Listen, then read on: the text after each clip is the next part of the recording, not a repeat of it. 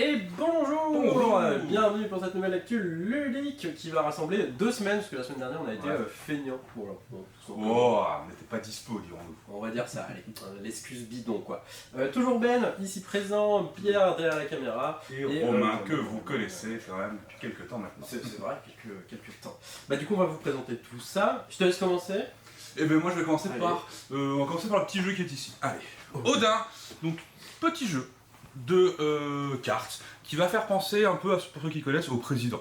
Vous allez avoir diverses cartes ici devant vous. Votre but ça va être de vous débarrasser de votre main pour mettre fin à la manche et d'avoir le moins de points possible. Comment on va jouer? On aura des cartes avec des valeurs et des couleurs. À mon tour, je joue soit une carte, soit une combinaison de cartes. Une combinaison, ce serait plusieurs cartes de même couleur ou plusieurs cartes de même valeur. Ensuite, le joueur suivant, il doit, s'il peut, jouer une combinaison plus forte que la mienne. Donc si j'ai joué qu'une carte, il suffit de jouer une carte de plus haute valeur ou n'importe quelle combinaison. Et sinon, il joue une combinaison plus grande. S'il fait ça, ma combinaison à moi elle va être défaussée, sauf une carte qu'il va pouvoir reprendre dans sa main. Et donc potentiellement se créer des nouvelles combinaisons. Si jamais personne bat ma combinaison, ça revient à moi, on l'enlève et j'en mets une nouvelle. Du coup, je vais essayer de vider ma main. Donc il y a un petit côté tactique parce que des fois, quand je récupère des cartes de la combinaison précédente, voilà, ce 8, je complète ma petite session de 8 qui va me permettre de faire une grosse combinaison plus tard. C'est quoi les combinaisons? Voilà. Et les combinaisons, c'est des cartes de même couleur, de même valeur. Typiquement 3, 5, ou si j'ai un 6, un 7 et un 4 noir, je peux jouer les 3 d'un coup, et ça me fait une combinaison. C'est quoi la valeur de la combinaison? Je crois 5, c'est 15. Ah, sur 3-5, je ne sais plus. Ah c'est 550. Voilà, c'est 150. Par contre, sur si vous jouez 2, 6, 8 de la même couleur, c'est la valeur la plus grande en premier. 268. Mais non, c'est plus grand. C'est 862. Oh là là. 862. Exactement. Odin, très beau. Voilà, donc ça se joue très vite, c'est vraiment agréable. 2 à 6 joueurs, donc ça c'est cool aussi. Vous arrêtez pas au design un peu enfantin. Ouais, c'est ça. Mais c'est vraiment cool si vous êtes adepte de Six of Papers qui joue tout ça. Tous ces petits jeux, carrément, vraiment. Puis petit format, pour le coup, ça c'est toujours très agréable. Ah passons au second jeu qui est juste ici, le Gold Game Crash. Un jeu 2 joueurs cette fois-ci, 1 contre 1. Petite story assez cool, c'est l'éditeur Grow Games qui a organisé une Game Jam, ça se dit comme ça? Ouais, je crois que c'est ça. C'est ça, donc c'était un espace de temps de 3 jours, 72 heures, c'est ça, où ils ont réuni la team Kaidama. Donc pour ceux qui ne savent pas qui sont la team Kaidama, c'est 4 auteurs très connus, je vais les citer parce que sinon j'en oublie un. Antoine Boza, Corentin Lebras, Ludovic Maublanc et Théo Rivière. Du coup le challenge était en 72 heures, faire un jeu de société, tout simplement. Exactement. Et en vrai, le pari est super bien réussi, le jeu est vraiment très cool. Donc c'est du 1 contre 1, petit jeu de cartes. Le but du jeu va en avoir 2, soit cumuler le plus de points dans nos cartes qu'on aura sauvegardées dans notre petit coffre, qui va être des valeurs de pièces, soit détruire les 3 zeppelins adverses qui ont des valeurs de 1 à 3, mais on ne sait pas où est le zeppelin de 1, 2 ou 3 chez l'adversaire. On va avoir chacun notre petit jeu de cartes avec des cartes de différentes couleurs, chaque couleur associée un petit effet. À mon tour de jeu, j'ai une action à faire parmi 3. Première action possible, je pioche une carte, tout simplement. Deuxième action possible, je vais poser une carte dans une de mes 3 colonnes possibles. Quand je pose la carte, je fais l'effet de pose de la carte. Attention, petite restriction, je ne peux jouer la carte que dans la colonne ou les colonnes où il y a le moins de cartes par rapport à celle où il y en a le plus, tout simplement.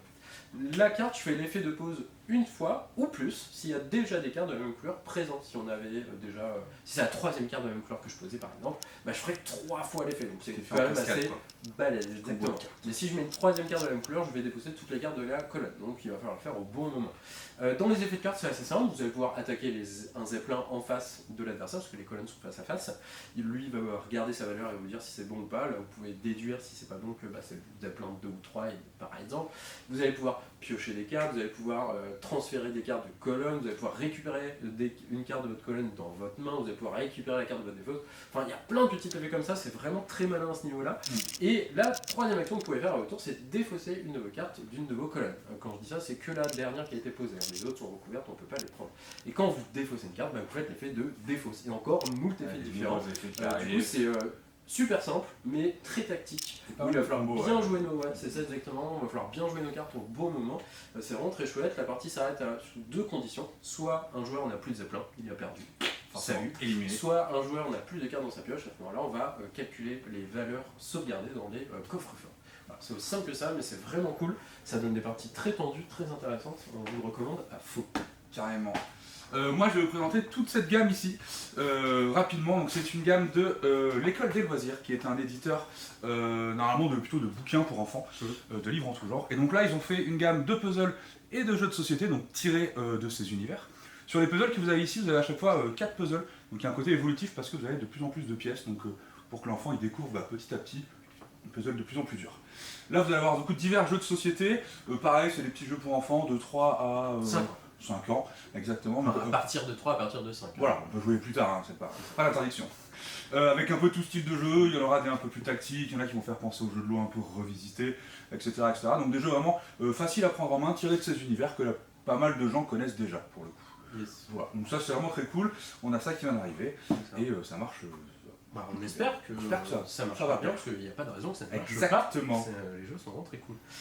Dernier jeu de société, ce sera celui-ci, Capitaine Flip, jeu familial, de partie de 20-30 minutes, c'est quoi, de 2 à 5 joueurs à partir Exactement. de 8 ans.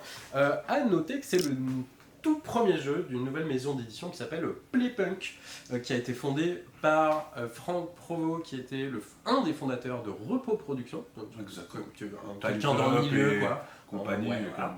Et Antoine Bozat, je ne dis pas de bêtises, qui est l'auteur de Seven Wonders, entre autres. Donc c'est une nouvelle maison d'édition, mais des mecs assez solides à la tête. Et ils nous sortent un jeu vraiment cool par Paolo Mori, un auteur vraiment cool aussi, parce qu'à chaque fois ces jeux, il y a toujours de la nouveauté. Il y a toujours quelque chose de nouveau, même si c'est simple, il fait quand même des trucs cool. Alors comment ça se passe ce petit jeu? Le but du jeu c'est de faire un maximum de pièces d'or, parce que nous sommes des pirates à bord de notre bateau. Chaque joueur aura le même plateau devant lui, à savoir que dans la boîte vous avez 4 plateaux différents, donc ça c'est déjà assez cool. Parce que pas mal de rejouabilité. Exactement.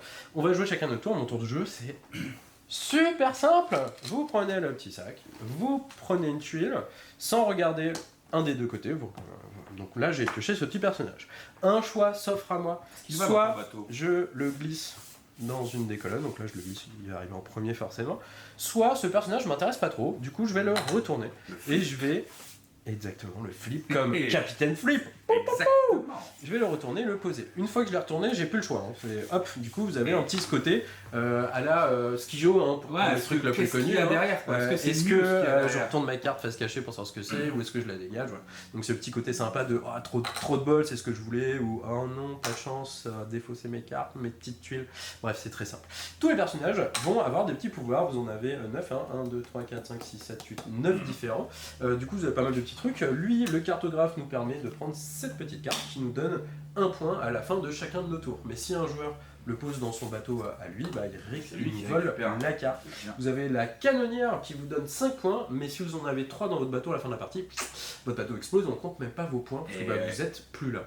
Vous avez, je sais plus, il y en a plein, vous avez la vigie qui vous donne 4 points s'il n'y a personne au-dessus d'elle, enfin voilà. C'est vraiment tout un petit jeu comme ça de tuiles, ou super simple. Prise de risque. Je la retourne, petite prise de risque. On fait des petites pièces d'or. La partie se termine dès que 4 colonnes sur les 5 sont complètes. Et à ce moment-là, on compte les points, sachant que, comme vous pouvez le voir, vous avez des petits bonus sur certaines colonnes si elles sont complètes. Il y a un peu d'interaction entre les joueurs aussi, parce que vous allez pouvoir... il y a des pouvoirs qui les embêtent un peu. Exactement. Parce qu'il y a un petit côté de mémoire, il y a un pouvoir qui permet de retourner. Oui, de retourner une tuile. Si je mets le singe, il retourne celle en dessous. Et donc, si j'avais vu avant ce que c'était et que je suis un peu déçu, je peux jouer autour de ça. C'est ça, si vous êtes arrivé à 2 canonnières et que vous avez peur de piocher le troisième, hop, on la retourne une sans problème. Voilà, c'est vraiment tout simple, mais ça a l'air trop cool. Moi, on n'a pas encore joué. Mais moi, je l'avais testé à Toulouse. J'avais eu l'occasion d'aller au festival de jeux et j'avais rencontré justement les éditeurs. Donc, vraiment des gens très sympas, c'était hyper cool. Le jeu était très agréable. Et là, je vois qu'en termes de matos, il a bien changé parce que moi, c'était le proto. Mais le gameplay était très agréable. Donc, hâte de voir ce que les gens en pensent. Mais j'avais beaucoup aimé en tout cas. Du coup, maintenant, on va bouger. Non, on a oublié cette toute petite chose ici. No. Petit mais efficace. Ce sont du coup 2 Murder Party. Donc pour ceux qui connaissent, on vous distribue un rôle. L'un d'entre vous est l'assassin. On va devoir discuter un petit peu, trouver qu'est-ce qui s'est passé. Mais attention, si vous n'êtes que 2 joueurs, ou un tout simplement, vous pouvez quand même le jouer en mode jeu d'enquête. C'est-à-dire que vous allez, parmi les personnages qui sont présents, essayer de trouver qui est le tueur, quoi. Donc il y a un petit côté soit jeu d'enquête, soit Murder Party en fonction du nombre de joueurs. Si je dis pas de bêtises, c'est jusqu'à 6 joueurs pour le coup. Et donc c'est des petites murders d'1 heure, quoi. Voilà. C'est ça. Non, c'est vraiment cool. Ça c'est vraiment un très bon format, Murder qu'on n'avait pas spécialement en magasin, donc si jamais vous en cherchez, n'hésitez pas à venir tester tout ça. Carrément. C'est bon, je peux bouger. Et là il peut bouger. Du coup, on va se déplacer un peu parce qu'on a plein de choses à vous montrer ensuite. Premièrement, ce sera ceci, une petite offre par l'éditeur Asmodée, comme ils en font souvent en vrai, jusqu'à début mars. Vous avez le choix d'acheter 2 de ces jeux parmi ceux-là. Le deuxième, le moins cher des deux, est à moins 50%. Comme vous pouvez voir, pas mal de grands classiques assez connus. Du coup, si vous ne les avez pas déjà à la maison, c'est l'occasion de les prendre avec une petite remise quand même sympa. Intéressant. Moins 50, c'est toujours assez cool. Clairement. Ensuite, suis-moi. Un peu de changement dans votre boutique Jeux Barjo. Notre rayon jeu de rôle a pris un sacré boom quand même. Vous avez maintenant de dispo des figurines pour du jeu de rôle, donc soit pour des personnages, soit des mobs, soit un dragon, c'est un mob aussi, mais un dragon c'est toujours cool, et des trucs Lovecraftiens, etc. Vous avez pas mal de choses comme ça. Ensuite, en gamme de livres, Pierre a fait un petit travail minutieux, merci à lui, il a fait une grosse sélection. Très bonne sélection. Ouais. Donc vous avez trouvé des grands classiques, D&D, Vampire à Mascarade, l'Appel de Cthulhu, Cyberpunk, Dune, Alien, etc. Mais du moins connu qu'on vous conseillera fortement, parce qu'il nous en a parlé, ça a l'air très cool. Vous avez Keltia par exemple qui est juste ici, univers arthurien, Dark Fantasy, ça a l'air trop bien. Les Oubliés, ça a l'air assez chouette aussi. Vous avez vraiment plein de choses, du post-apo, du Dark Fantasy, du Dark SF, etc. Et du coup on va en profiter pour vous présenter Gods, qui sort cette semaine, jeu de rôle par Arcane Asylum, dans un univers assez cool, parce que c'est en mode post-apo, je crois, de mémoire. C'est ça? Non, c'est pas ça. Pierre nous dit que c'est pas ça. On va oublier l'univers, parce que j'ai pas encore lu, mais je sais juste qu'on est des gens qui sont des réceptacles de Dieu, et vous allez visiter ce monde un peu quand même qui est pas ouf, quoi. Bon, c'est pas le bonheur, on est d'accord là-dessus. Tu peux parler, Non, tu peux pas parler. Il peut pas parler. Du coup, il vous en parlera vachement mieux quand vous passerez en boutique, nous aussi, parce qu'on va prendre le temps de s'informer, tout simplement. Et après, voilà, vous avez plein de choses, vous avez pas mal de kits d'initiation, de bouquins d'initiation, parce que les bouquins là-bas, Brancaonia, Mutant Year Zero, c'est pour découvrir aussi. Les big books pour faire des grandes maps en mode Velleda, effaçables, refaisables, etc. Tout ça, c'est dispo. On va passer au jeu de cartes, parce que ça aussi, il y en a beaucoup. Du coup, beaucoup de sorties. On va commencer par Magic aujourd'hui, sortie de l'édition Meurtre Noir Karlov, et du coup l'apparition des nouveaux boosters, les boosters de jeu, parce que vous aurez plus de booster draft, booster d'extension, maintenant ce sera du booster de jeu. Ils sont au même prix que les boosters d'extension, et ils sont un peu entre les deux. Vous avez un peu plus de choses que les boosters draft qu'on a connus, un poil moins que les boosters d'extension aussi qu'on a connus. C'est le même prix parce que ça reste Wizards of the Coast, Hasbro qui font des trucs pas très ouf, donc voilà, c'est tout. Ça, de toute manière, voilà, exactement. Vous avez du coup les bundles, vous avez aussi 4 decks Commander qui sont juste ici, du coup c'est dispo aujourd'hui même.